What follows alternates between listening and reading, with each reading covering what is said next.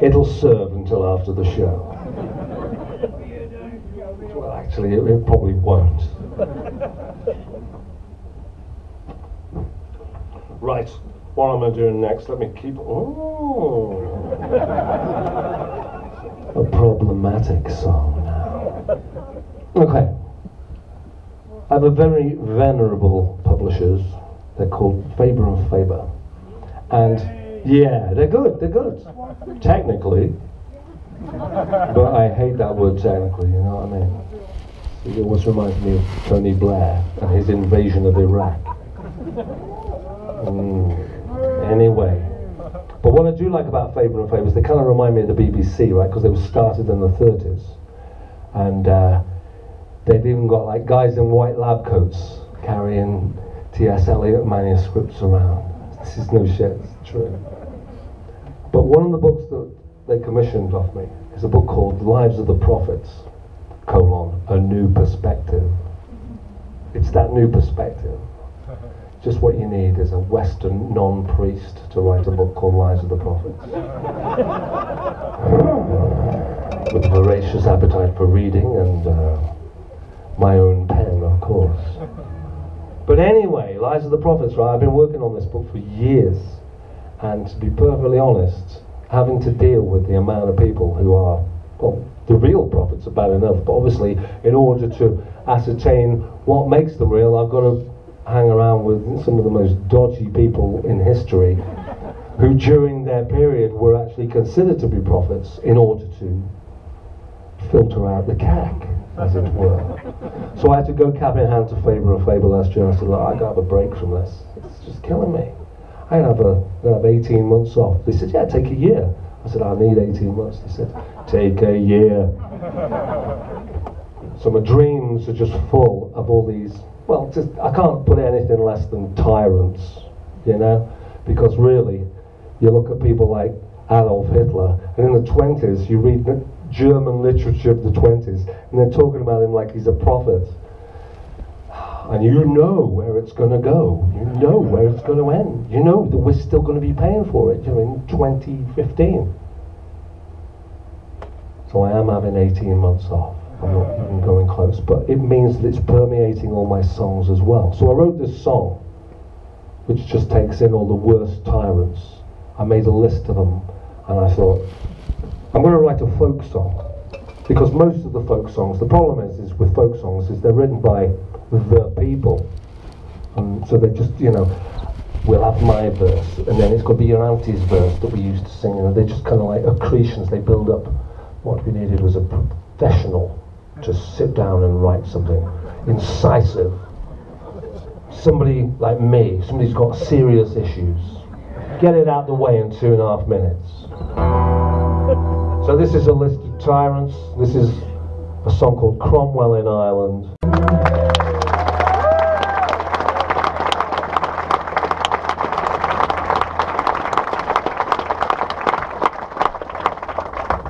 Now it could be argued, probably by me, that as I've got older, my songs have become more profane.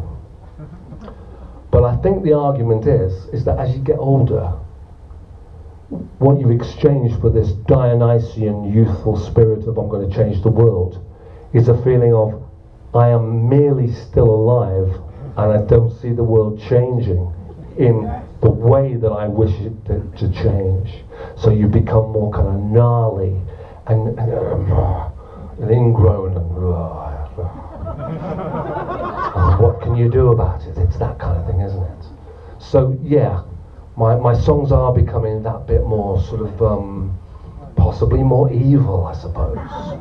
You know, but you know, fair enough. As I say, I wouldn't say even employ, I try to deploy a generous spirit. I use the word deploy because it's kind of like more like the United States Air Force. You know, they always deploy a generous spirit. There's Iraq, let's drop peanut butter on them and then they'll understand us, you know. Whatever. But I did decide that the best way to really get to people, which is the reason I got into rock and roll in the first place, was to write a song that kind of summed up my feelings of how much I hate all the bastards, and yet I can't do anything about it. So I was thinking, okay, well, there's a formula here. This isn't inspirational. I'm not waiting for music from the heavens to descend upon me. I'm going to work this out with a pen. And I worked out that if you look into every Indo-European language, words that are extreme always mean the opposite of what they are supposed to say as well. What I'm saying is something like, say, shit. Oh, that's shit. It means it's terrible. But if you have a toke on something,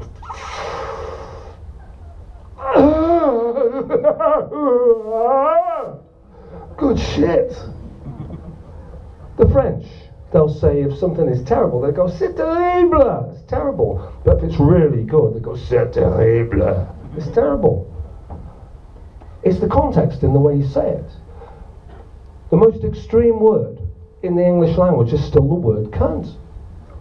So extreme that the Americans still call it the C word. Well, I personally haven't been to America since 1998, and so I want to irritate Americans. So I figured, well, I'm going to have the word cunt in my song. It's going to have to be a major feature, because to me a cunt is the female genitalia, which couldn't really get better. It's just beautiful. It's like nature's flowers for human beings. It's delectable. But I'm being in denial if I would say that he's a cunt. Doesn't mean to say he's an absolute fucking lowlife. I hate him. It means the two. And the other thing is, because I'm obviously pandering to an anti-American audience here, yeah, which is fair enough, you know, I'm like, sometimes you just want a cheap shot, don't you? You know, the Americans, they never say fuck off. We say fuck off. The Americans never say fuck off, they say fuck you. When they hear fuck off, they find it really offensive. When Nancy Spungen started going out with Sid Vicious, you suddenly see her changes in all her interviews. She's suddenly going, oh, fuck off. Fuck off. She even says it in the most English way. Fuck you doesn't have nearly the same power to Americans. So I was thinking, okay, right, well, I'm on to a winner here. I've got that cunt and fuck off. I could marry these two together in an absolute, but how about writing a song called Cunts Can Fuck Off? That would sum it up, wouldn't it? And then I thought, but the only thing is, musically, where am I going to be? You know, I can't come up with something that's like, it can't be rock and roll, because it wouldn't have any power, because then it would just be, you know, like sort of emo, you know, like Bullet for My Valentine. You know, or one of those bands. Yeah, I cut myself shaving. One of those bands. So what I decided was, because I'm me, I've got to write the song, Cunts Can Fuck Off, with music that's so sweet, so saccharine, sugary sweet, that even the Beach Boys would, like, kick it into touch. Put it together. And of course, I thought, right, there's a Christmas hit in here.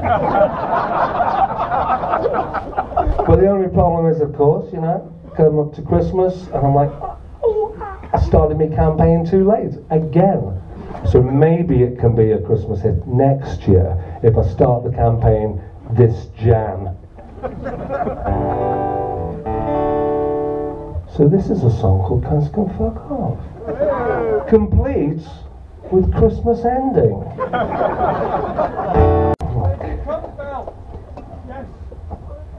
Do you know the story about the cunt belt? Yeah. Have I told you that before? I might as well, you know, while I'm on that motif. Okay. Educate the rest of us. On my 2006 tour, I was playing bass, and I thought, wouldn't it be great to have to wear a belt that just said cunt? Very simple. So my mate Psychedelic Paul said, I'll get it made for you, no problem. Before he'd even left the room, I thought, I have a very, very naughty elder daughter called Albany, who was at school at the time. She was always in trouble. A lovely lady, but she just would not obey the rules. And I said to Psychedelic Paul, you know what's going to happen, right? She's going to steal the cunt belt. And he went, how do we get around it? And I said, we cater to her.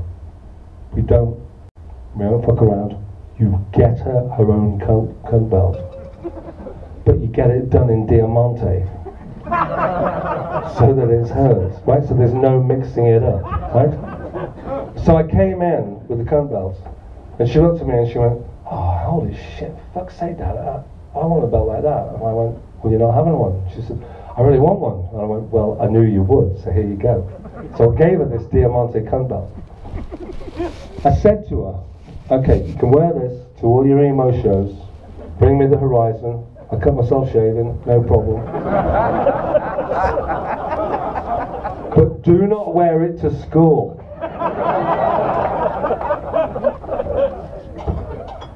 Two days later, the cunt belt went missing. I was like, okay. So I said to my wife, where's the cunt belt? So I would not search her room, I'm not that kind of father, but if she didn't have it, it was evidence that something had gone wrong. Didn't know where the cunt belt disappeared to until the end of term, when the cunt belt was returned to her by her form teacher.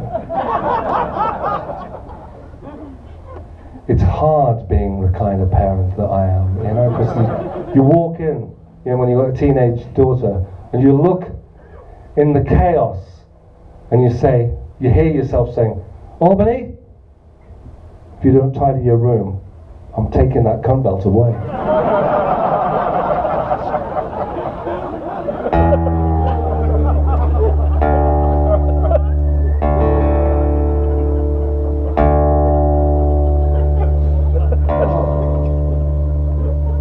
But it's all turned out for the best.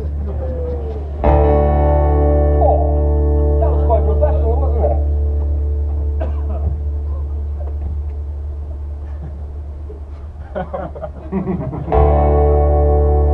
This is a song called Pristine, take one.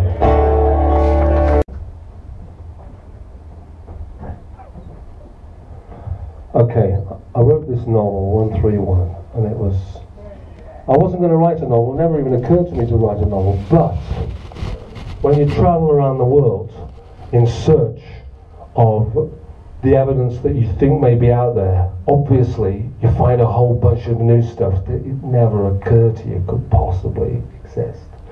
So there's some really rum stories in this novel, and really it's all stuff that I lived through. Some of the dialogue, I mean, well, most of the dialogue is not invented out of my head, it's just overheard by people who were showing me around a lot of the time, or even members of my crew. But I thought the most important thing was for it to be utterly Gnostic, to be real, to be experienced. And that way, these rum stories would be so evidently the real thing. And it's funny because when I brought the novel into Faber and Faber, my commissioning editor said, you're the first method actor novelist I've ever met. And I thought, he's right. He said, you're telling me stuff. He said, you know, there are bands in here, and you know everything about like their difficult third album. You know about, you know, this guy's manager being cuckolded by the drummer.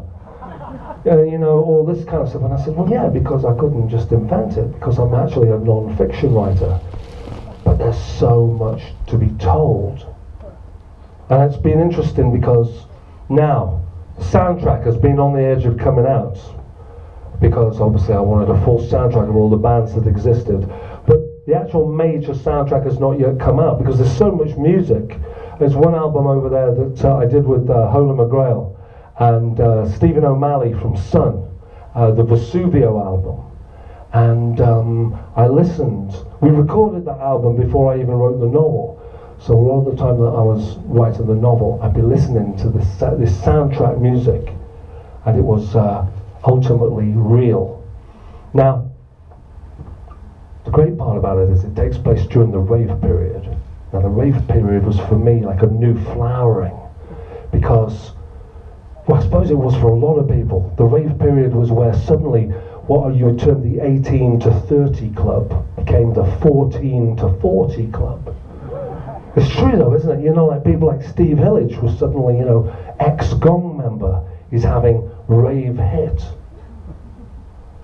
One of the main characters, one of the main protagonists in the novel is an opportunist social worker called Mick Goodby, who's like he's a weird combination of like Ted Chippington, John Cooper Clarke, and Ed Banger.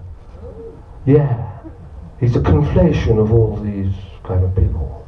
But most of all, he's an opportunist. And there's so much going on in the novel that eventually I said, we're going to even have to put out the poetry booklet because it's all there. Now the great thing is being an opportunist, he is one of those people, he's an RAF brat, so he doesn't really have any accent. He has his accent is what I call pan-penine. I got this idea from I had a promoter doing a tour about 10 years ago, and he's like, "This all right, mate? How's it going? You know?" I said, "All right." I said, "You're from Preston." He said, "I know." I said, "Well, why do you sound like you're from fucking Aidbeth?" He says, "I don't know. I just cop off more speaking like this." So I thought, okay, a pragmatic pan-peninist. So I've built that into Mick Goodby's character, and he's become a bit of an alter ego. So I'm going to read you a poem from Mick Goodby.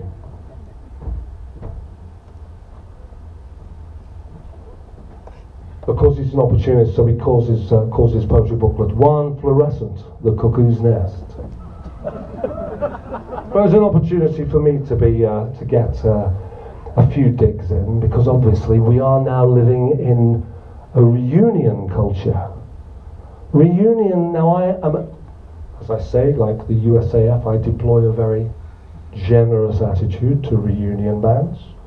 But what I say is this: not bravo or even put down to the reunion ABC album, but what happens when they need to follow up the reunion album?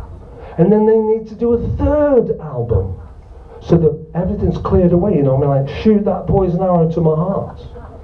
It's forgotten, you know. I think it's really quite sad. So I decided to write this poem, Mick Goodby, in his best pan-penine brogue. This is a poem called "Reunited, and It Feels So Good." I'm gonna reform Wham, but it wasn't in 'em. I'm going to reform the Jam, but it wasn't in 'em. But with Clem Burke and Michael DeBar and besuited Pino Palladino on bass, I have the nerve to tour the UK as Grandmaster Flash and sell out the place. I'm going to reform Gang of Four, but it wasn't in 'em. I'm going to reform Gary Moore, but it wasn't in 'em. But with Clem Burke and Michael DeBar and any generic septic on bass, I have the front to tour the UK as Crowded House and sell out the place. I'm going to reform Buzzcocks, but it wasn't in them. I'm going to reform Ultravox. It means nothing to me. So, summoning the aid of mighty Midjour, you can always rely on that manure. I have the front to play the UK as the travelling Wilburys and sell out the whole tour. Reunited, and it feels so good.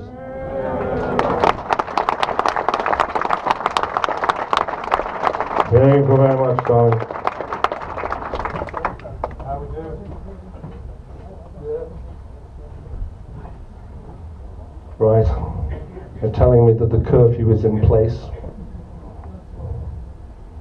I don't see anybody complaining that the set's coming to an end, because I know that you're gagging to leave this Pentecostal state of mind and return to your largely alcoholically informed lives.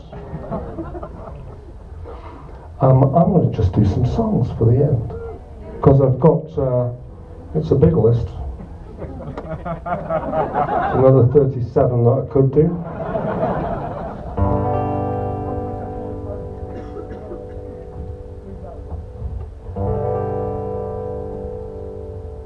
This is a song from Jehovah Girl. It's a song called Soul Desert.